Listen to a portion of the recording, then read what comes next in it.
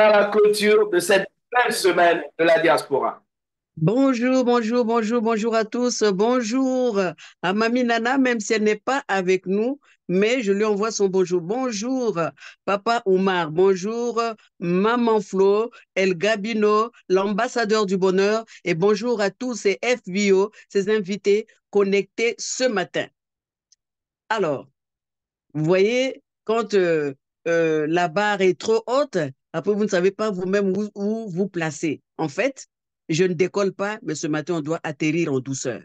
Parce qu'on a tellement décollé, on a tellement reçu, il y a tellement de témoignages que je ne voudrais pas gâcher ce qui a été dit. Je ne voudrais pas trop en rajouter. Je suis là pour réajuster, faire la synthèse.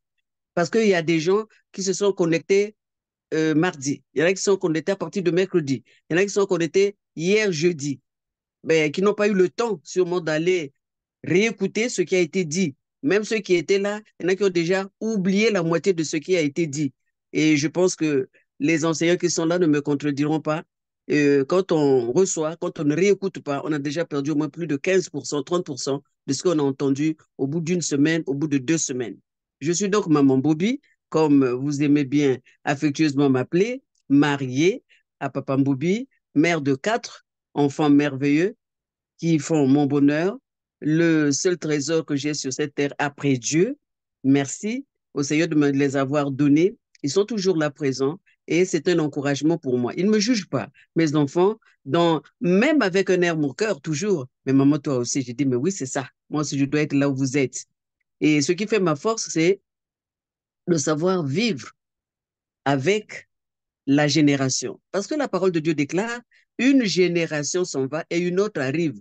Mais il faut qu'il y ait des gens qui fassent le point, le pont, excusez-moi, avec cette génération qui arrive. Il faut que chacun de nous s'assure que le témoin est bien passé. C'est comme une course, le relais. Il faut s'assurer qu'on est dans les normes. Il faut s'assurer que l'équipe va gagner. Il faut s'assurer de courir, mais courir de la plus belle manière et surtout penser à passer le témoin à temps. Ne soyons donc pas égoïstes. Alors, comme dit Omar, j'aime dire la vérité. C'est vrai, hein, c'est ce qui me caractérise, parce que j'ai horreur de l'hypocrisie. J'ai horreur euh, enfin, de ces gens qui vous tuent dans le dos tout en souriant, en fait. J'ai horreur de ça.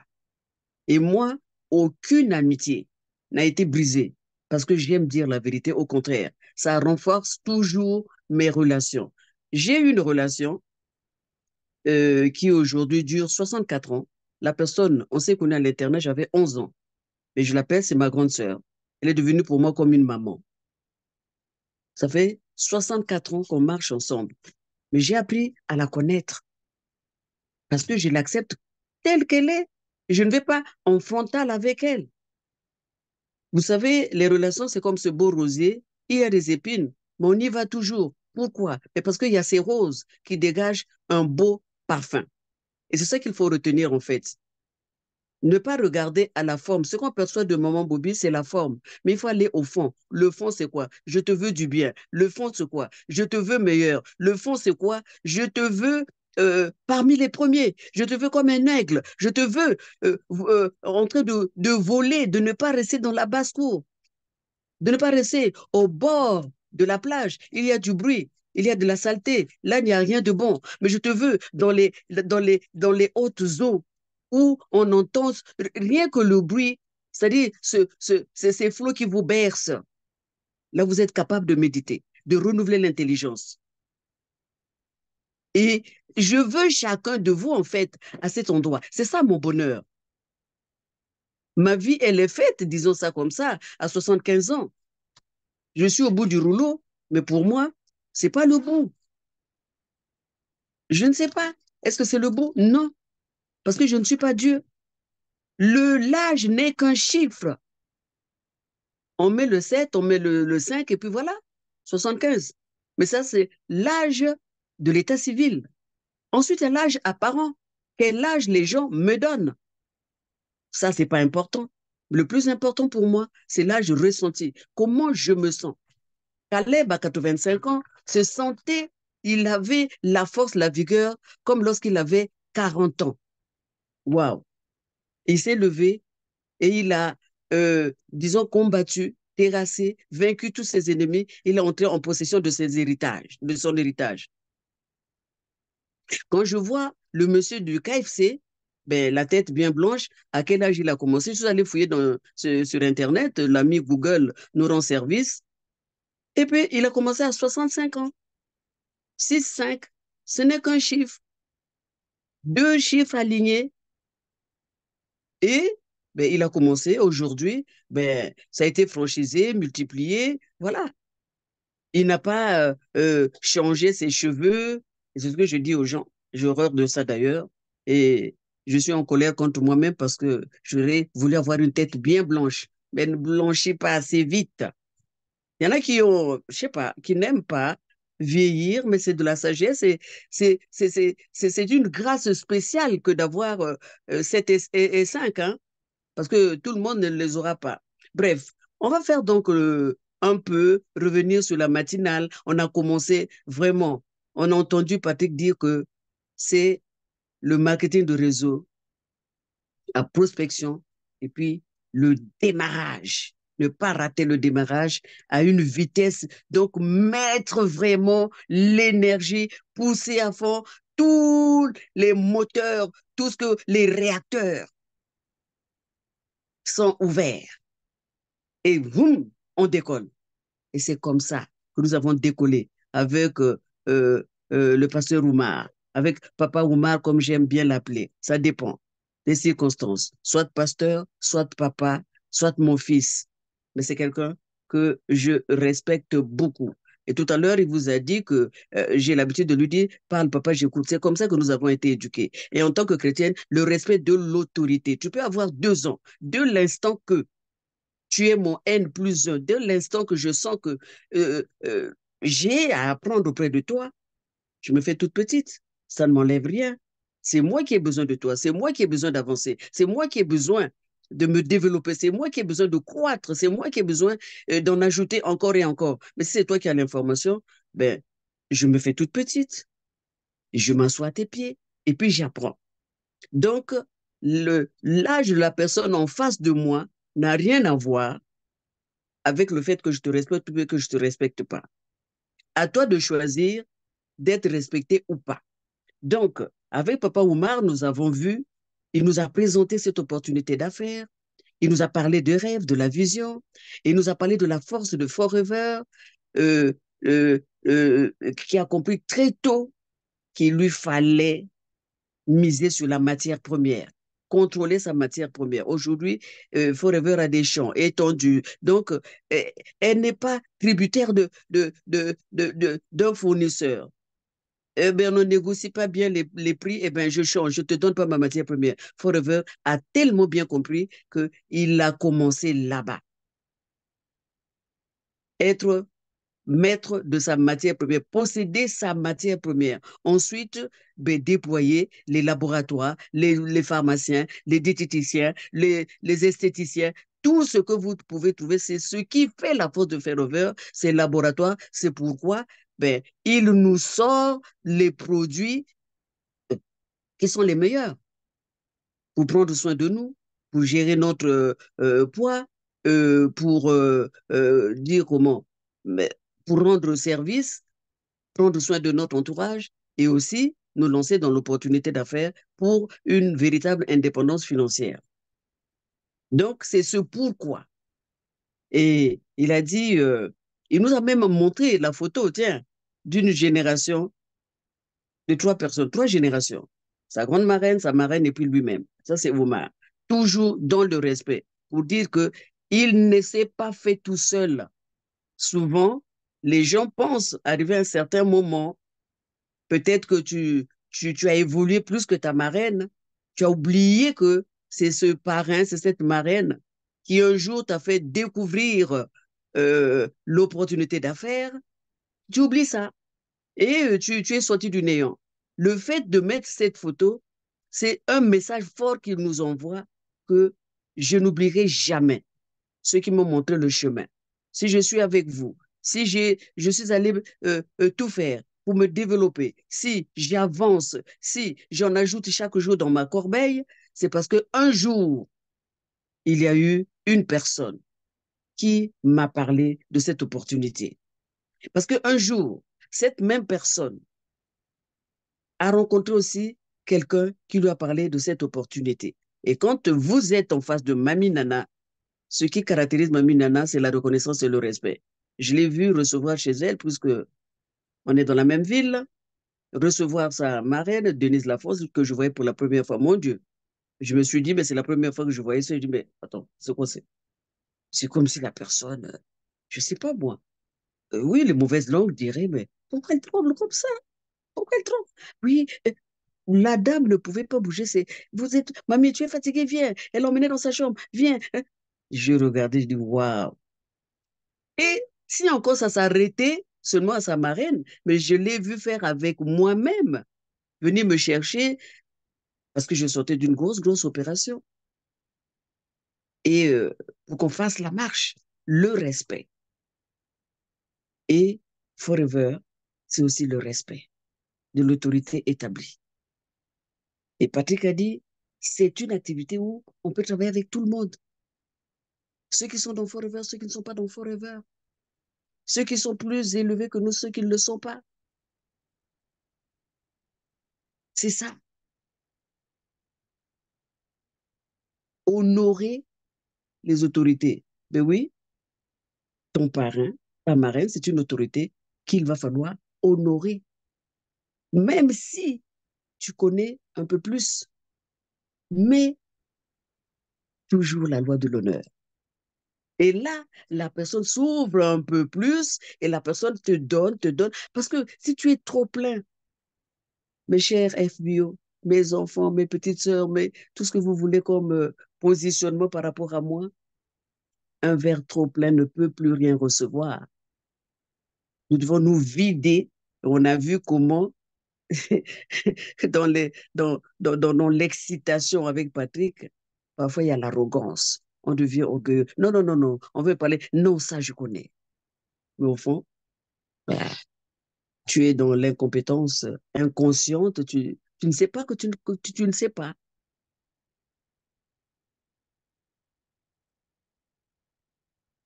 Comme dirait mon fils Doussou, est-ce que je parle à quelqu'un ce matin? Est-ce que je communique? Est-ce qu'on m'entend? Alors, lundi, donc, de lundi, nous sommes Oui, passés à mardi. Mardi, nous avons eu ce que Mamie Nana dit toujours, se mettre nu devant un miroir. Elle, c'est pas dans sa chambre, mais c'est devant plus de 400 personnes. Elle s'est mise à nu. Elle a dit la vérité, par où ce qu'elle traverse, l'erreur, cette sortie de route, parce qu'elle n'a pas écouté son GPS, parce qu'elle s'est détachée un tout petit peu de la vision. Mais ce n'était pas une erreur. Au fond, elle ne voulait pas mettre tous les œufs dans le même panier. Elle se disait, il y a Forever, mais je peux aussi renforcer mes finances en faisant cette activité. Erreur, certes, mais c'est un défi et tout défi, elle tient à le relever. Effondrement, comme a dit Patrick, et j'ai entendu Patrick toujours avec un mot d'encouragement. C'est pas grave, elle va se relever parce que ben, il n'y a pas de solution. Le drame, c'est de rester au sol. Mais quand on tombe, le courage, la capacité de pouvoir se relever pour se réinventer, mais ça, c'est admirable. Alors, je dis bravo à Béatrice. Et mercredi, nous avons eu celle que j'appelle affectueusement Yaya Priscato. Yaya Priscato a su se réinventer. Comment? On a déclaré euh, une infertilité, une stérilité secondaire. Elle a eu le premier gosse.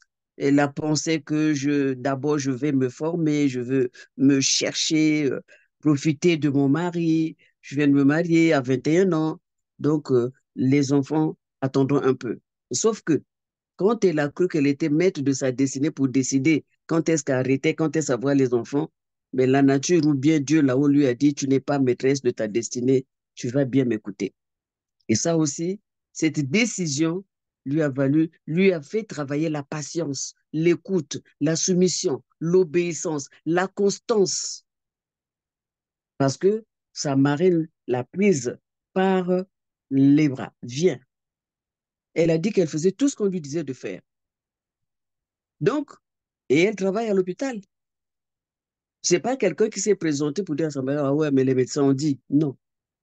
Là, elle a mis de côté un peu les médecins ont dit pour commencer à écouter une seule voix, la voix de sa marraine, le conseil. C'est pas un mois, c'est pas 2 mois, c'est pas 3 mois, c'est pas au bout de 9 mois, donc le temps d'une véritable grossesse, c'est là qu'elle constate qu'il y a quelque chose qui est là, qui se présente. Et comme elle disait elle-même, de ce petit point noir, euh, la gynécologue déjà imaginait la tête, le nez, tous les yeux. Elle dit, je ne voyais rien du tout. Et elle nous a envoyé la photo de ces deux mignons garçons, ces enfants, qu'on aurait pu peut-être appeler la puissance de Forever. Mais il faut y croire. La foi. Forever peut avoir des bons produits, d'excellents produits. Mais toi qui les prends, si tu n'y crois pas, rien ne se passera. Oui, même là, pour la prise, pour les résultats, il faut y mettre la foi. Il faut y mettre la foi. Il faut y mettre la foi. Sans la foi, rien ne passera, ne se passera. Tu n'y crois pas, tu vas quand même prendre, tu perds ton temps. Ne perds pas ton temps, crois. Et si tu ne crois pas, quand tu vas aussi parler à quelqu'un, on sent que c'est faux. Parce que tu iras seulement pour vendre, tu n'es pas là pour viser son bien-être. Or, le fondement, la valeur sûre de Forever, c'est l'amour. L'amour, je m'aime, je prends soin de moi. J'aime mon prochain, je prends soin aussi de mon prochain. Et je prends soin de mon entourage. Et en faisant cela, eh bien, je gagne ma vie. L'argent vient après. L'être humain d'abord, au centre. Et on a parlé du leadership. J'avance un peu comme ça. Le véritable leader, c'est celui qui sait s'arrêter. C'est pas celui qui est là tout simplement pour marteler où sont les résultats ou alors les quatre CC et qu'est-ce que... Nanana. Non. David même, excusez-moi, je fais référence. Et pourtant, il arrive, tout a été brûlé, tout, il a tout perdu. Ben allez, David, homme de guerre, il poursuit ses ennemis. Chemin faisant, il rencontre quelqu'un que son maître a abandonné après autant de services. Erreur grave. Leader, quel que soit ton empressement, quels que soient les résultats que tu voudrais atteindre, prends soin de ton équipe. Leader, mets l'humain au centre de ton affaire. Que l'humain soit la priorité, ta priorité, pas l'argent. Mais cet humain-là que tu veux négliger, cet humain que tu abandonnes parce que tu cours d'une course effrénée, mais c'est cet humain qui peut te détruire. C'est ce qui est arrivé. David s'est arrêté. Il avait perdu femme et enfant. Il avait tout perdu. David s'est arrêté. Il a pris, il a soigné. Il a soigné 4 jours. Il a donné à manger. Quand il s'est senti fort, promesse, alliance. Il y a une certaine alliance que nous devons passer. Ce n'est pas les pactes. Il ne faut pas aller dire ici que c'est maintenant, c'est qu'on passe des pactes. Non, mais c'est une alliance. Un contrat de fidélité, un contrat d'honnêteté, un contrat de gratitude que nous devons avoir. Les leaders que nous sommes, qui voulons former, n'est-ce pas, une équipe, mais il faut bâtir sur des valeurs sûres, comme l'honnêteté. La rigueur, la discipline, le travail, c'est vrai, mais l'amour. Et c'est cet esclave abandonné qui a conduit David pour lui montrer, ils sont là. Ceux qui ont ravi, ceux qui t'ont tout pris, ils sont là. Et c'est comme ça que ce, comment dire ça, ce maître qui a manqué de gratitude l'a payé très cher. Ensuite, ce qu'on constate, c'est quoi? Comme ils étaient tellement heureux, et c'est ce que, un peu d'assouplissement, un peu de relâchement, c'est l'effondrement. C'est ce que nous avons vu avec Patrick hier. Et c'est ce qui est arrivé. Ils étaient tellement contents. Nous sommes tellement contents. On a gagné les challenges, on a voyagé, nous sommes tellement contents. Et qu'on pense que ça va se passer seul. Non, c'est la constance, la vigilance, toujours vigilant, regarder les points, s'arrêter, même au plus bas. J'ai vu Nana faire, prendre soin. Je lui ai déjà dit plusieurs fois, je dis, mais qu'est-ce que tu gagnes avec moi? Va t'occuper de ceux qui vont te donner beaucoup d'argent. Moi, qu'est-ce que tu vois là? Il y a quoi? Nana, il y a pleuré, dit, oh non, tu vas clouer au sol ces jeunes qui pensent que tu n'y arriveras pas. Mais quand elle a quelque chose en tête, hein, même toi-même, tu la décourages, elle t'encourage encore beaucoup plus. C'est ça le véritable leader.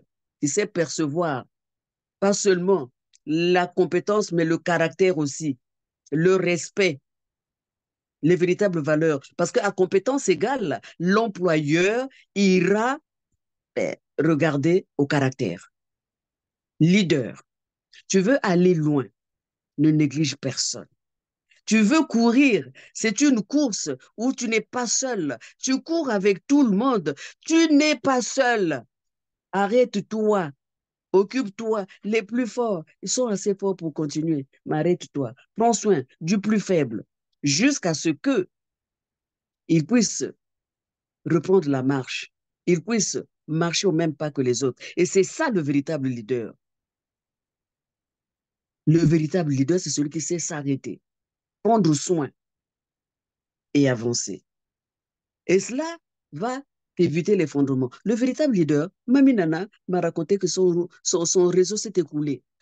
Et il lui a fallu 3 ans pour le rebâtir. Quand elle s'est relevée, eh bien, elle est manager diamant, elle n'est pas restée à terre. Et tout le monde, nous sommes derrière. Nous sommes derrière celle qui, un jour, a connu l'effondrement, mais qui a su se relever de ses cendres. Je, j'ai essayé J'ai essayé de naviguer comme ça, en n'oubliant personne, les 4 intervenants.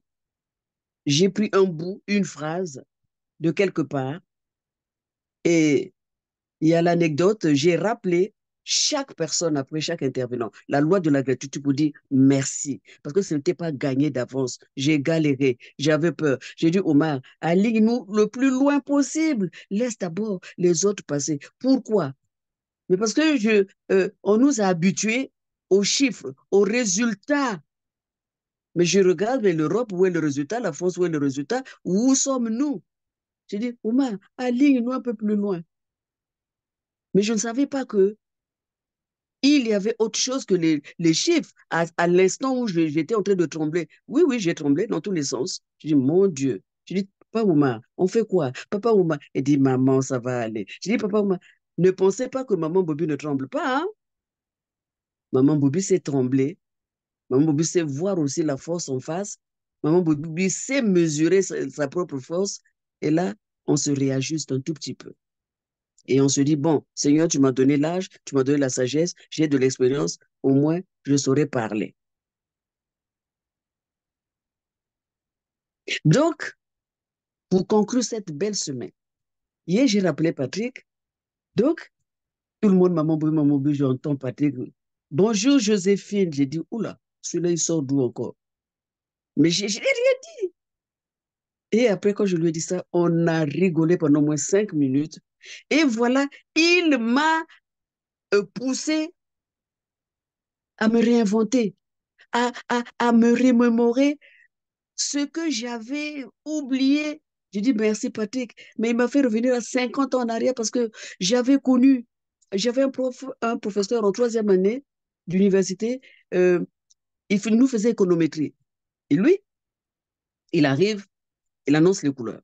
Voilà, je m'appelle Intel, toi tu t'appelles Joséphine, désormais je t'appelle Joséphine ou bien Négresse, tu es la seule fille, tu es noire, donc je peux t'appeler Négresse, les autres prénoms, etc., etc. Impossible de l'appeler par son prénom, c'est le respect. C'est comme ça qu'on nous a élevés jusqu'au jour d'aujourd'hui. Respect. Et quand il me dit comme ça, pas, mais je me suis rappelé, dit, mince, alors, mais oui, mais c'est vrai. Là, c'est le formateur. Là, on n'est pas en famille, on est sur une plateforme, on est à l'amphithéâtre. ben, il n'y a pas de maman Bobby. J'ai dit, ah ouais, voilà. L'incompétence inconsciente, ou je ne sais pas comment il a appelé ça, et on a rigolé. Pourquoi? Mais c'est un monsieur qui, il est conférencier, il est habitué au l'auditoire. C'est pas ses amis, c'est pas ses grands frères, c'est pas ses papas, c'est pas ses mamans. Il est peut-être francophone, mais beaucoup de mentalité anglophone, c'est ça. Et puis, c'est un conférencier, ou monsieur, ou madame, le prénom. Et j'avais oublié cette donne de la communication qui fait que, en m'appelant par Joséphine, mais ça établit le contact, ça rapproche. Il n'est pas ce professeur qu'on doit regarder de très loin, mais il est cet humain qui est venu pour communiquer. Ce qui compte pour lui, c'est que son message puisse passer en m'appelant Joséphine. Ça veut dire qu'il était en train de dire, je suis là pour toi. Écoute-moi, Joséphine, j'ai quelque chose à te... C'est pas maman, non. J'allais le minimiser. Joséphine, j'ai quelque chose pour toi. J'ai un message pour toi. J'ai une information pour toi. Joséphine, veux-tu bien m'écouter? Joséphine, je suis là. Une manière de s'ouvrir, de se rapprocher. Et c'est comme ça qu'il fait avec les élèves pour que ça puisse passer. Et cette manière d'introduire et de s'arrêter au bout de 5 minutes, je dis, mais il est sérieux celui-là. Oui, c'est pour aiguiser notre attention, pour nous laisser sur la soif. Donc voilà, moi-même, ben, je me suis réinventé. Mon âge, oui, oui, je me suis réinventé. Je suis reparti 50 ans derrière, parce que j'avais peut-être 25 ans, 23 ans, quand j'étais en troisième année euh, à l'université de sciences économiques. Donc, je me suis rappelé, je dis, ah oui, Patrick, tu as raison. Ah oui, tu as raison. Donc, ça a été la semaine du réajustement. Le réajustement qui fait que notre intelligence doit être renouvelée. Parce que sinon, c'est comme si on versait du vin nouveau dans des vieilles outres, eh bien, on perd et les outres et le vin. Excusez-moi, c'est sûrement des images qui parlent. En tout cas, ça a été une semaine de réajustement, une semaine où chacun de nous doit se réinventer, une semaine où on doit reconnaître la valeur de l'autre, travailler avec tout le monde, ceux qui sont dans Forever, ceux qui ne le sont pas, une semaine où on nous a ramené dans les Béyaba, l'historique de Forever, une semaine où chacun de nous doit se réveiller.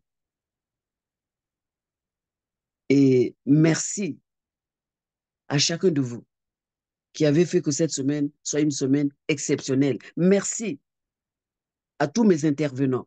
Merci parce que vous n'avez pas refusé. Merci parce que vous avez donné de votre temps. Merci parce que vous avez donné le meilleur de vous-même. Merci parce que dans la simplicité, vous avez écouté cette... Elle est petite comme toi, n'est-ce pas, Florence? Mais, et nous nous sommes réinventés. Merci, merci et bonne matinée de la semaine prochaine à ceux qui vont prendre le relais. Je vous remercie.